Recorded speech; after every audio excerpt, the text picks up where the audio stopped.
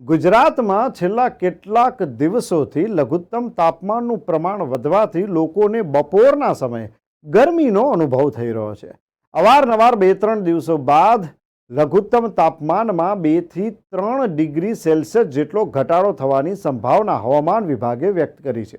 આ અંગે અમદાવાદ ખાતે આવેલ રાજ્ય હવામાન વિભાગના મુખ્ય મોસમ વૈજ્ઞાનિક રામેશ્વર યાદવે જણાવ્યું કે આજે અમદાવાદમાં લઘુત્તમ તાપમાન 20.4 ડિગ્રી સેલ્સિયસ અને ગાંધીનગરમાં 18.5 ડિગ્રી સેલ્સિયસ નોંધાયું છે. તેમજ આવતીકાલે અમદાવાદ અને ગાંધીનગરનું તાપમાન 21 અને 20 ડિગ્રી સેલ્સિયસ તાપમાન રહી શકે છે. જોકે 2-3 દિવસ પછી લઘુત્તમ તાપમાન 2 થી 3 ડિગ્રી સેલ્સિયસ જેટલું ઘટી શકે છે તેવી આગાહી હવામાન વિભાગે વ્યક્ત કરી છે. 5 दिनों के लिए जो फोरकास्ट दिया गया है पूरे गुजरात स्टेट के लिए वो ड्राई वेदर प्रिवेल करेगा।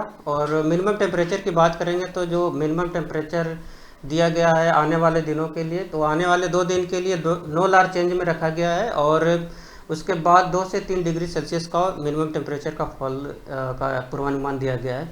और बात करेंगे हम मिनिमम टेम्परेचर का अहमदाबाद और गांधीनगर के लिए जो रियलाइज हुआ है आज की डेट में, वो है अहमदाबाद के लिए 20.4 डिग्री सेल्सियस और गांधीनगर के लिए 18.5 डिग्री सेल्सियस का तापमान रियलाइज हुआ है।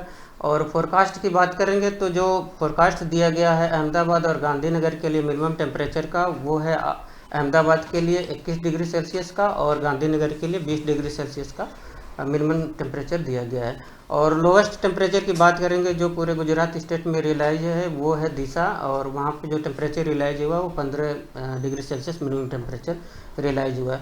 और विंड की बात करेंगे तो जो विंड है वो उसकी डायरेक्शन वेस्टर्ली प्रिवेल कर रही है लैंड रीजन पे। सर क्या रीज़न है कि टेम्परेचर फॉल होगा? जो टेम्परेचर फॉल होगा उसमें नॉर्दर्ली विंड प्रिवेल करेगी वो 2 दिन के बाद।